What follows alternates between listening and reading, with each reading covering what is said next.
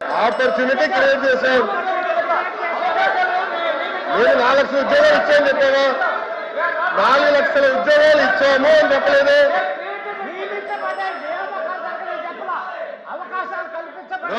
అవకాశాలు కల్పించబడి నియమించని చెప్పలేదు. తెలుగులో చెప్తున్నా అధ్యక్ష. నాకు ఒకటి పంపించండి, తెలుగు చదివించాలి అధ్యక్ష. నాకు ఆ బుక్ ఒకటి పంపించండి. మీరు తీసుకోండి. తెలుగు ఇంగ్లీష్ సార్ రెండు పంపించారు. అదే చెప్తున్నాను. మేము ఇప్పుడు కల్పించాం అనలేదు త్రిమూర్తులు గారు. మేము ఇప్పుడే కల్పించామని ఎక్కడ అనలేదని మేము చెప్తున్నాం సార్. మేడం గారు ఏమన్నారంటే 4 లక్షల ఉద్యోగాలు ఇచ్చారు మీరు అని చెప్పారు. ఎక్కడ ఇచ్చారని అడిగారు. మేము వాస్తవాలు మాట్లాడుతున్నాం అంతే. ఏదైతే గవర్నర్ గారి ప్రసంగంలో ఉన్న ఇంగ్లీష్ వెర్షన్ కి తెలుగు వెర్షన్ కి సమ్ డిఫరెన్స్ ఉన్నదనేది ఇప్పుడు డిస్కషన్ జరుగుతుంది.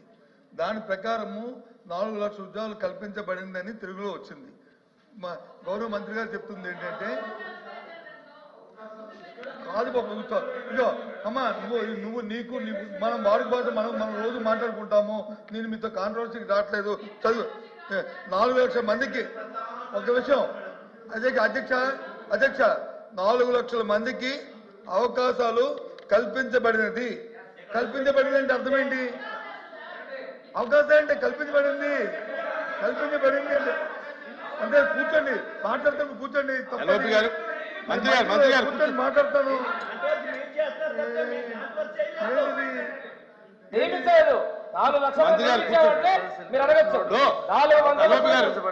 వాళ్ళ యొక్క విధానం చెప్పారు.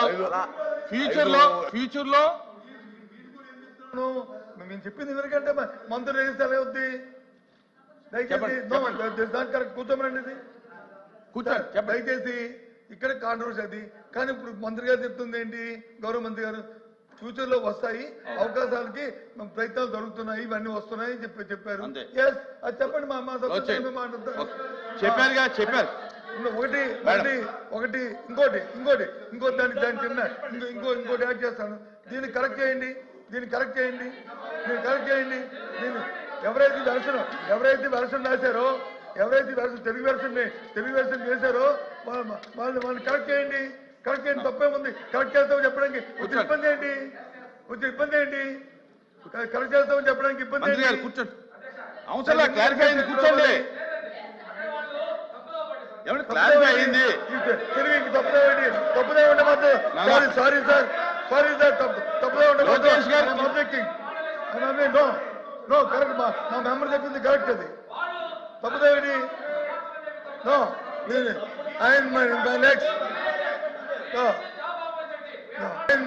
నెక్స్ట్ మంత్రి గారు లోకేష్ గారు క్లియర్ గా చెప్పారు.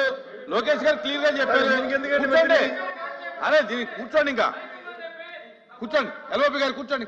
ప్రభుత్వ ఉద్యోగులకి ఏంటంటే 9 నెలల్లో ప్రభుత్వం తాలూకా నిజ స్వరూపం తెలిసిపోయింది అధ్యక్ష.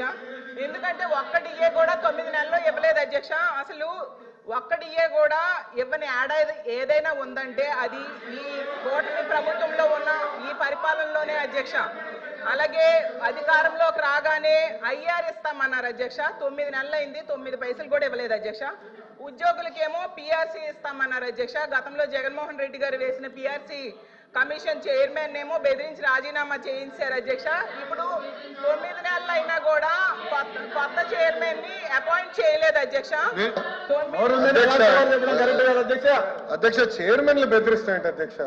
ఎక్కడ బెదిరించా?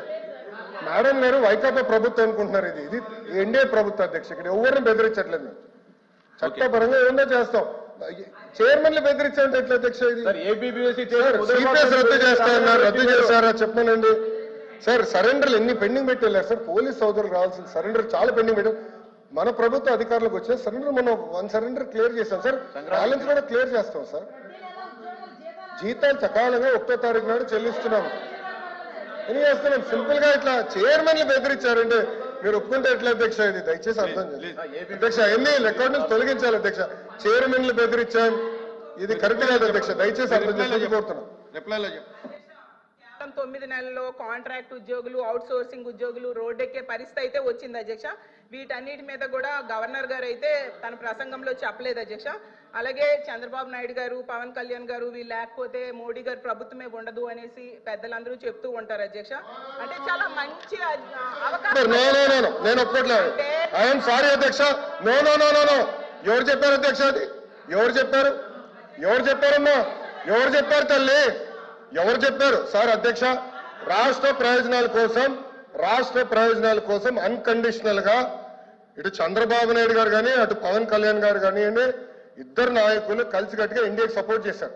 ఎన్నికల ముందల, ఎన్నికలు అయిన తర్వాత రిజల్ట్స్ వస్తుంటే కరెక్ట్ గా 1 hour తర్వాత గౌరవ ముఖ్యమంత్రి చంద్రబాబు నాయుడు గారు స్వయంగా హోంమంత్రి గారికి, ప్రధానమంత్రి గారికి ఫోన్ చేసి కంగ్రాచులేషన్స్, కలిసికట్టుగా ఈరోజు ఎన్డీఏ ప్రభుత్వం 3వసారి ఏర్పడుతుంది అని అన్కండిషనల్ సపోర్ట్ ఇచ్చాం అధ్యక్ష. మేము పదవులు అడగలేదు అధ్యక్ష.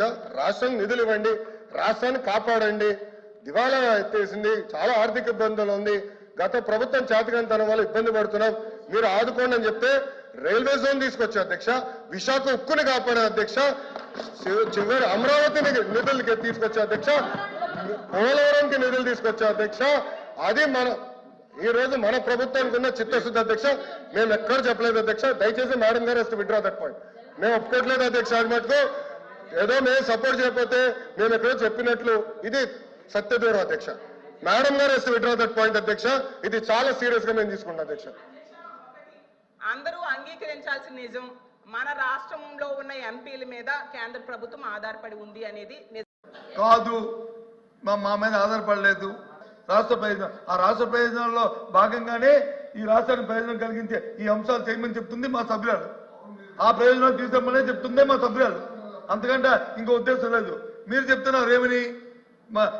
అప్రస్తుతంగా సభలో లేని వ్యక్తులను వచ్చి మా నాయకుడు జగన్మోహన్ రెడ్డి గారి పేరు కూడా ఆయన తీసుకున్నారు.